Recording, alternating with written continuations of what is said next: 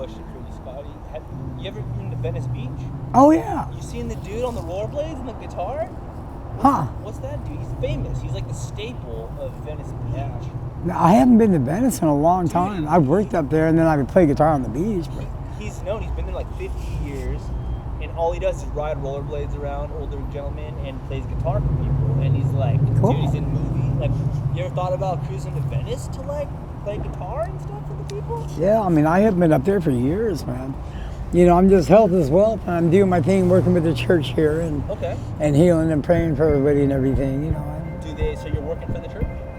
Yeah. What do you do for the church? What do you do there? I run the sound from on Sundays, and I garden plants. They pay you and stuff? Dude. $10 a week. $10 a week? Yeah, and then some of the other parishioners help me down. Whatever donations are accepted. And there's been some people that have been real cool, huh? Would you ever just want to go to Venice and try it? You know, yeah, there'd be a time I could, go up and do the Venice thing. Yeah. I think you would just kill it, making more money and like playing music for people. To be quite honest, just more foot traffic. It's so busy. It's so city-like. It's like LA meets the city, and that's what I never liked about Venice. You don't like the city? Well, I mean, I just built houses and camped out all my life and worked in 41 states, like I told you. My goal is to work in all 50. And I tore 3 major tendons. I got a crushed vertebrae, meiosis, spinal sciatica, spinal stenosis, bilateral internal rotary cuffs. And heal what they say doesn't heal, and I'll build you a house on a better day. What do you like about this area? It's quiet. It's quiet. It's cool people. Don't get hassled. The hospital's right here. My blood sugar's hit 600 again. You can go into a coma at 300. They can't even let me leave the hospital until they're under 300, and I've had it 600. Has that happened? Yeah. Sorry, Scottie. Yeah. Like I said, I'm not even supposed to be walking, but I am. I got given a crown mark by the big guy. How are you feeling these days, man? I feel good, You look good. You do look good. I'm not saying that. Color's right. Like from the last time I saw you, I just think you look more like me this time around. You gotta stay positive, man. I literally swung a hammer 10,000 times a day for decades, and I tore the tendons. When your muscles atrophy, that's when you got to be careful. Like, I got sent up to Moore, Oklahoma, and I had to do 3 apartment complexes got burned down, and I had to re-roof them. So I laid 150 sheets of plywood in one day, and I had the laborers lay them out and tack, and it took like 14 hours, and when I got done, I had an apartment to cook in and for some of the laborers to stay. So what happened is I had a roast that was frozen. I had soaked into the water, 10-pound roast. I went like this, picked it up, bam! Tore the tendon all the way through. So when you're working out, right, and you're loose and your tendons are loose, you chill out and have a cold beer for 45 minutes, and then they atrophy. If you go right back to that pace, that's when you get hurt. Easy on, easy off. So just to let you know, like, because you're doing construction, so yeah, if you're done, right? That's why in the Masons, when we were doing the 16-hour, 6 days a week Sayers construction out in Lockhaven, PA, those guys, man, I'm serious. You don't take a lunch break. You just work, and when you're done, you're done. Because they know that you can get hurt like that. Yeah, oh yeah. Brought me to my knees, tears, 10 pounds. Can lay you out, and they don't grow back, but they can. He can speak it, and it is, and be assured of that health as well.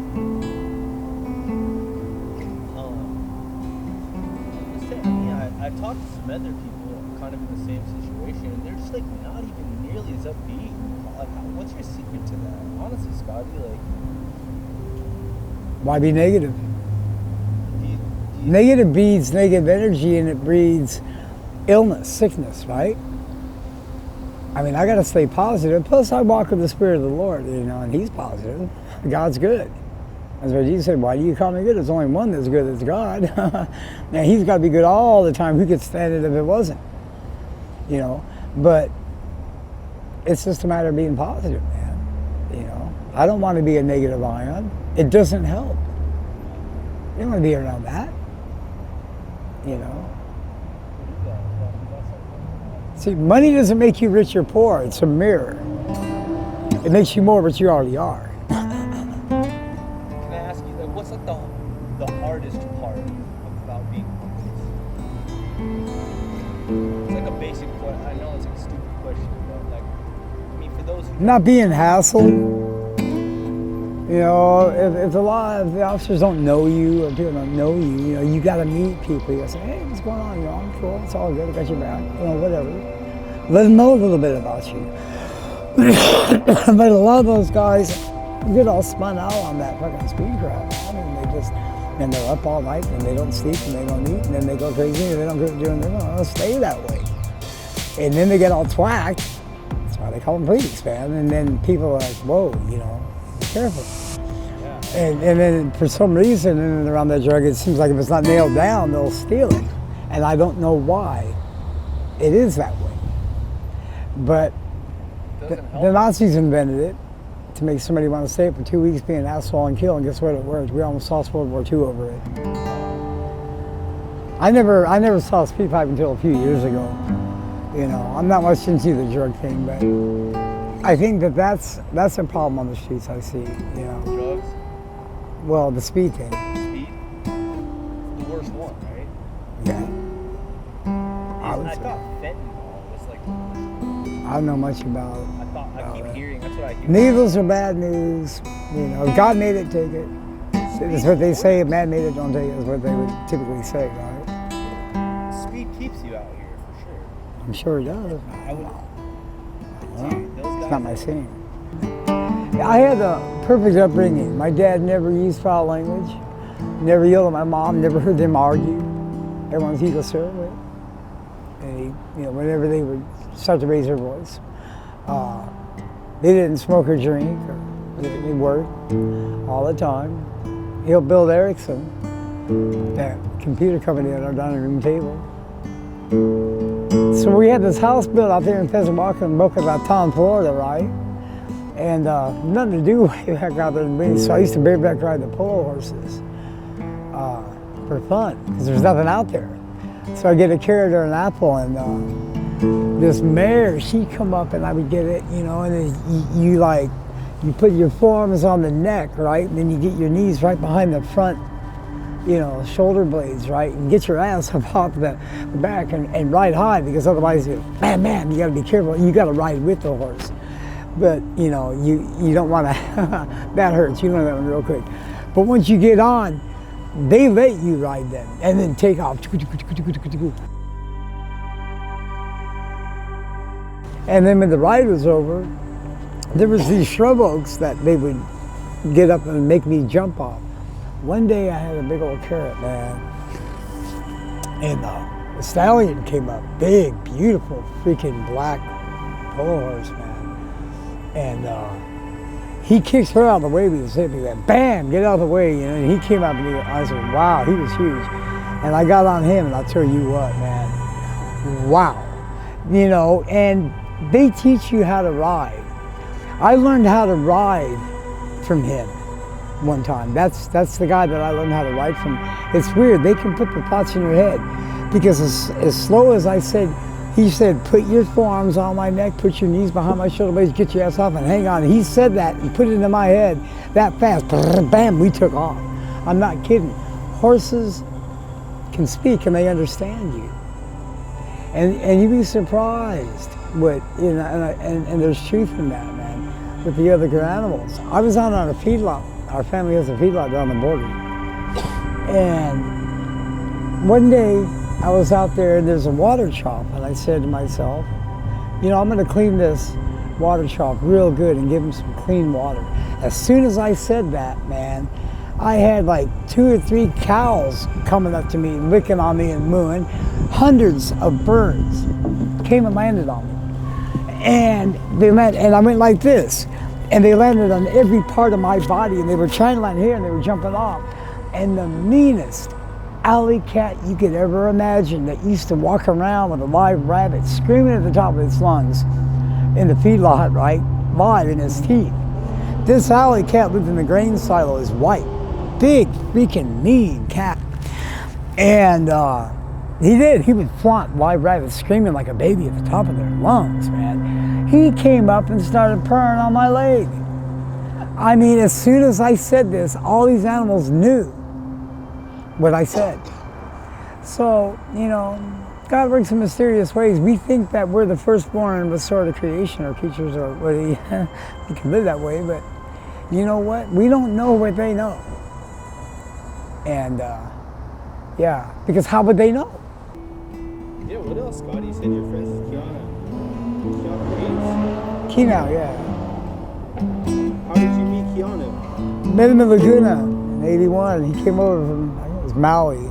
And he had a key to the top of the world, so I called him Keanu. He's cool, bro. They wrangled him, babe in a limo, on Ocean Boulevard. And he goes, dude, they're taking me to Hollywood to make me a movie star, so I'm gonna go. And he looked at her, you know, and she took off her Ray-Bans. She goes, put them on. So I did my poser thing. And then she goes, the limo's around the corner, come around back. And I got nervous. I said, man, I gotta learn how to play the blues. I'm gonna hang out here on the beach, but if you make me for me, I help you. If you make me for me, you can help me. And there's song again. Then they did Bill and Ted's, right? But he's a cool dude, man. I went out to do a video out in Tennessee with a band I was in. And I was walking along one morning, and there's like 50 people and cameras and, you know, a tripod and the rail thing with the 35mm camera. I said, oh, they're making a movie. So I thought, well, since I can run sound because I'm a musician, I thought maybe they need hand carrying some cables and I can respect mics, you know, not drop them and stuff like that. And maybe they need a hand, make a couple bucks, you know. And I had a guy come up and I go, he said, what do you think? I don't know. And he goes, put these shades on this girl. Another time, they made me do the Ray-Ban thing. I did the Ray-Ban thing. And they were like, okay, yeah, do you want to be in a movie? I was like, sure. I signed 100 pages of contracts. The guy they had hired was 45 minutes late. And they were all waiting for him, and that's where he was bummed out because they were like, well, where's the dude? And I signed all these contracts. It's called a joint adventure. It's Electric Mountain Films. It's a medical marijuana documentary about like if you need marijuana medicinally, what do you have to go through to get it? Before it was like legalized, right? So it's classic. And did you have like a speaking role in it? Oh yeah. Did you get paid? I'm supposed to, but I haven't seen them since then. I have a bad habit of just like doing things and then going, I gotta go back to work, I gotta eat. So I don't know how to use an internet thing, and I don't know. But yeah, there was 3 people that were supposed to be paid. I was one of them. And all day people were saying, you don't know how lucky you are, because you got speaking lines in a movie. People will go their whole life and never have like speaking lines. So yeah, I'm all through the movie. It's cool, man. Yeah, Mark Peterson was the cameraman on that movie. Okay. He makes I guess he makes all the military and modern-day videos and stuff. He's a really cool dude. Okay. But yeah, there was 100 pages of contracts. It's a good movie. Yeah, it's classic, and there's a 10th year anniversary edition too. Yeah, I just need to get a hold of those people because I don't even know what I'm owed. Have to figure that out. Yeah. Scottie, what else you got? Anything you want to end it on? Close, like a nice. Keep your love light on. Walk the Lord, Jesus Lord. People are golden, you know, and money does not make you rich. Okay, money is a mirror. It reflects what you already are. You're just going to be more of that. So you already got to be rich. Riches in spirit, health, wealth, friends, something to do. A beautiful day in the heaven with a little bit, you know, birds flying over from heaven now. It's all good. And something to do. And hey, if you like, there again, you got a woman that believes in you, you're golden, and you do, and you got a baby. That's what it's about. Hands on the guitar, go for it, Oh, sorry. It's cold out here. It's rough on my fingers.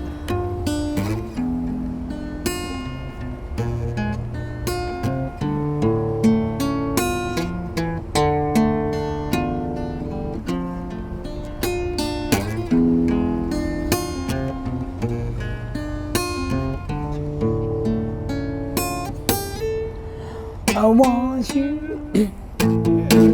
I want you so bad, baby. I want you. I want you so bad. It's driving me mad. She's driving me mad. I want you. Sorry. I want you so bad. I haven't played this 20 years. I want you. I want so bad. It's driving me mad. She's driving me mad.